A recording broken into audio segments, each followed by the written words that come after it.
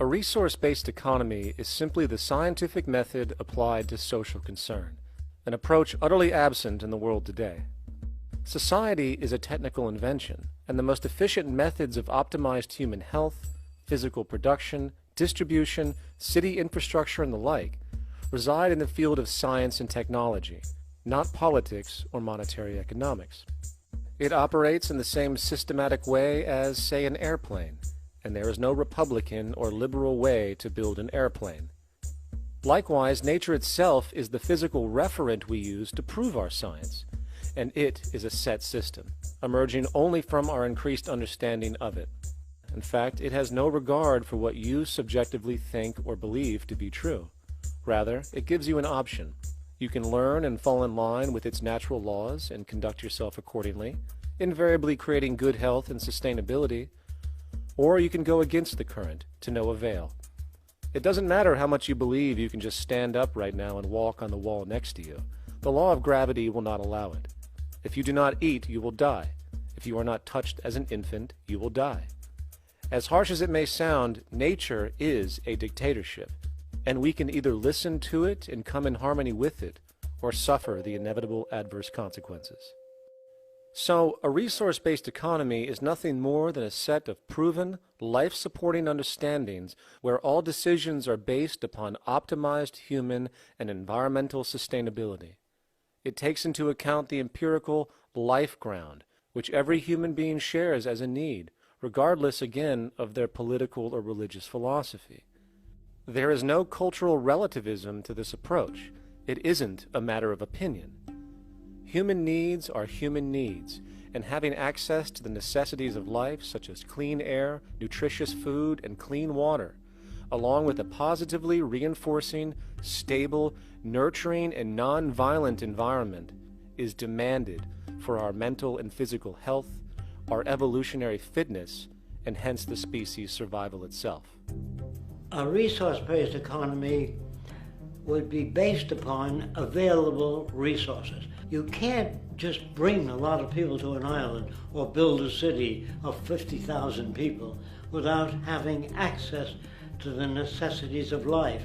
So when I use the term a comprehensive systems approach, I'm talking about doing an inventory of the area first and determining what that area can supply, not just architectural approach, not just design approach, but design must be based on all of the requirements to enhance human life. And that's what I mean by an integrated way of thinking. Food, clothing, shelter, warmth, love, all those things are necessary. If you deprive people of any of them, you have a lesser human being, less capable of functioning. As previously outlined, a resource-based economy's ground-up, global, systems approach to extraction, production, and distribution is based upon a set of true economic mechanisms, or strategies, which guarantee efficiency and sustainability in every area of the economy.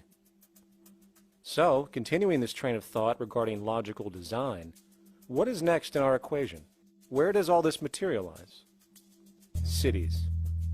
The advent of the city is a defining feature of modern civilization. Its role is to enable efficient access to the necessities of life, along with increased social support and community interaction. So how would we go about designing an ideal city? What shape should we make it? Square? Trapezoid? Well, given we're going to be moving around the thing, we might as well make it as equidistant as possible for ease, hence the circle. What should the city contain? Well, naturally we need a residential area, a goods production area, a power generation area, an agricultural area. But we also need nurturing as human beings, hence culture, nature, recreation, and education. So let's include a nice open park, an entertainment events area for cultural purposes and socializing, and educational and research facilities. And since we're working with a circle, it seems rational to place these functions in belts based on the amount of land required for each goal, along with ease of access. Very good. Now, let's get down to specifics. First, we need to consider the core infrastructure, or intestines, of the city organism. These would be the water, good, waste, and energy transport channels. Just as we have water and sewage systems under our cities today, we would extend this channeling concept to integrate waste recycling and delivery itself. No more mailmen or garbage men. It is built right in. We could even use automated pneumatic tubes and similar technologies. Same goes for transport. It needs to be integrated and strategically designed to reduce or even remove the need for wasteful, independent automobiles. Electric trams, conveyors, transveyors, and maglevs, which can take you virtually anywhere in the city, even up and down, along with connecting you to other cities as well. And of course, in the event an automobile is required, it is automated by satellite for safety and integrity. In fact, this automation technology is in working order right now. Automobile accidents kill about 1.2 million people every single year, injuring about 50 million. This is absurd and doesn't have to occur. Between efficient city design and automated driverless cars, this death toll can be virtually eliminated. Agriculture. Today, through our haphazard, cost-cutting industrial methods, using pesticides, excessive fertilizers, and other means, we have successfully destroyed much of the arable land on this planet, not to mention also extensively poisoning our bodies. In fact, industrial and agricultural chemical toxins now show up in virtually every human being tested, including infants. Fortunately, there is a glaring alternative: the soilless mediums of hydroponics and aeroponics, which also reduce nutrient and water requirements by up to 75% of our current usage. Food can now be organically grown on an industrial scale in enclosed vertical farms, such as in 50-story, 1-acre plots, virtually eliminating the need for pesticides and hydrocarbons in general. This is the future of industrial food cultivation: efficient, clean, and abundant. So, such advanced systems would be, in part, what comprise our agricultural belt, producing all the food required for the entire city's population, with no need to import anything from the outside, saving time, waste, and energy. And speaking of energy, the energy belt would work in a systems approach to extract electricity from our abundant renewable mediums, specifically wind, solar, geothermal, and heat differentials, and if near water potentials, tidal and wave power. To avoid intermittency and make sure a positive net energy return occurs, these mediums would operate in an integrated system, powering each other when needed, while storing excessive energy to large supercapacitors under the ground, so nothing can go to waste.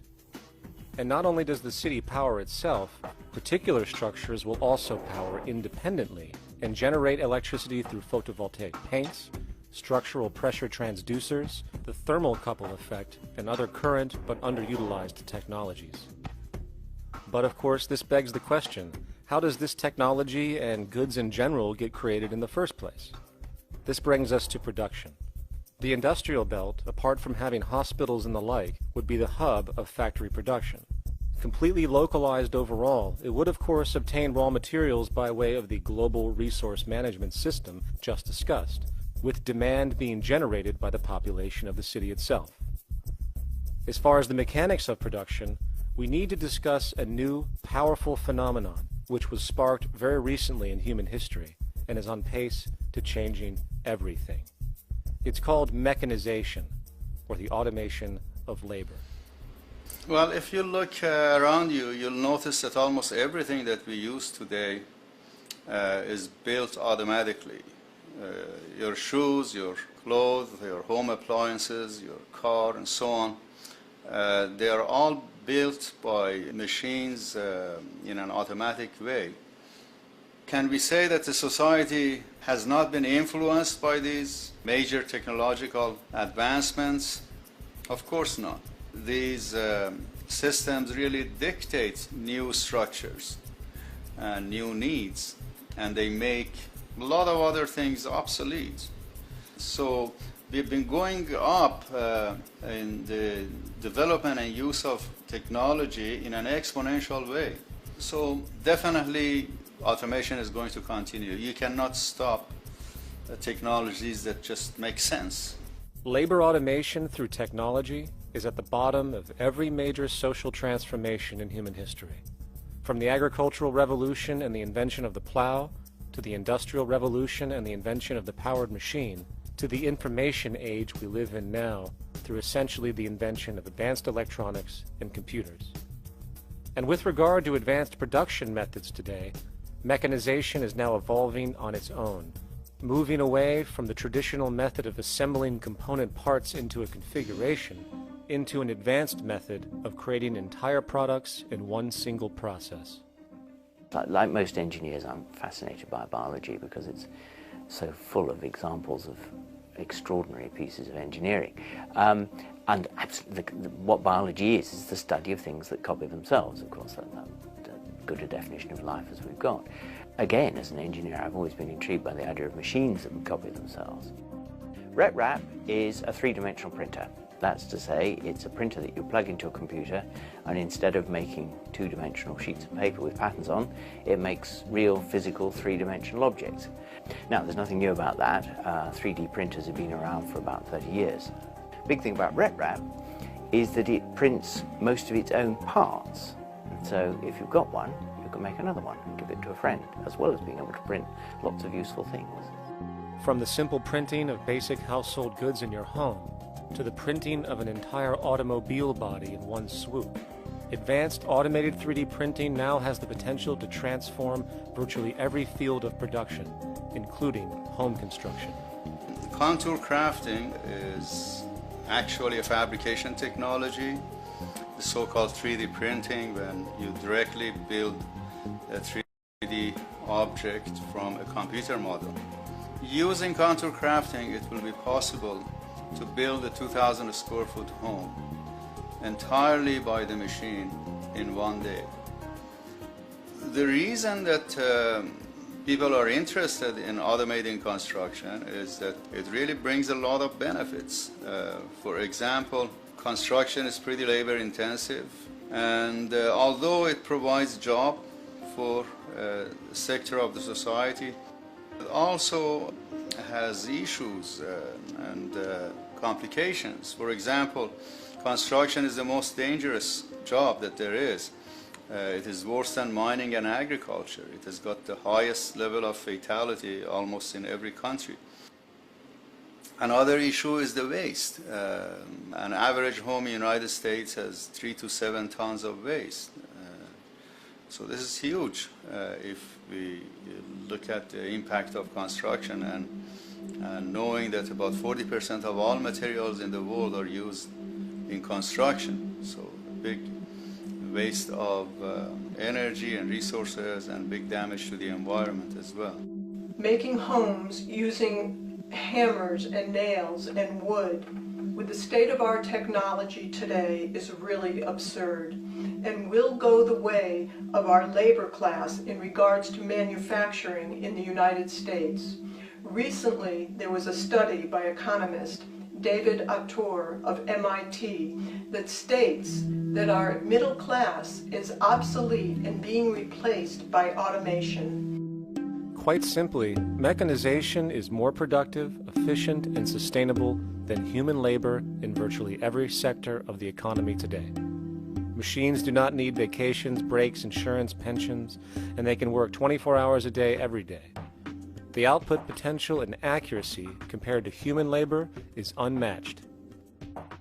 The bottom line, repetitive human labor is becoming obsolete and impractical across the world, and the unemployment you see around you today is fundamentally the result of this evolution of efficiency in technology. For years, market economists have dismissed this growing pattern, which could be called technological unemployment, because of the fact that new sectors always seem to emerge to reabsorb the displaced workers. Today, the service sector is the only real hub left and currently employs over 80% of the American workforce, with most industrialized countries maintaining a similar proportion. However, this sector is now being challenged increasingly by automated kiosks, automated restaurants, and even automated stores. Economists today are finally acknowledging what they have been denying for years. Not only is technological unemployment exacerbating the current labor crisis we see across the world due to the global economic downturn, but the more the recession deepens, the faster the industries are mechanizing. The catch, which is not realized, is that the faster they mechanize to save money, the more they displace people, the more they reduce public purchasing power. This means that while the corporation can produce everything more cheaply, fewer and fewer people will actually have money to buy anything, regardless of how cheap they become. The bottom line is that the labor for income game is slowly coming to an end.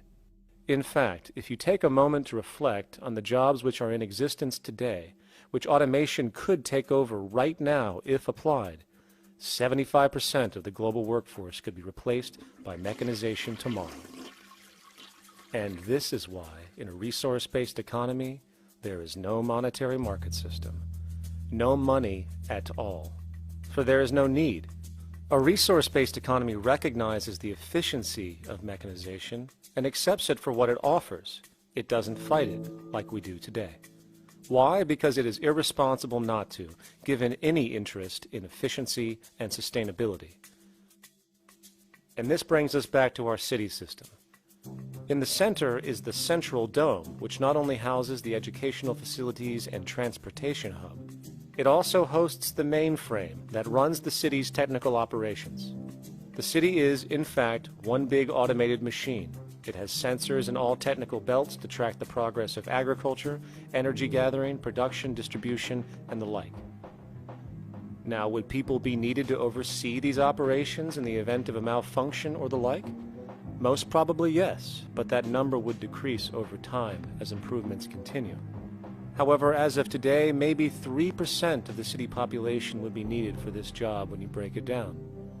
And I can assure you that in an economic system which is actually designed to take care of you and secure your well-being, without you having to submit to a private dictatorship on a daily basis, usually to a job that is either technically unnecessary or socially pointless, while often struggling with debt that doesn't exist just to make ends meet, I guarantee you people will volunteer their time left and right to maintain and improve a system that actually takes care of them.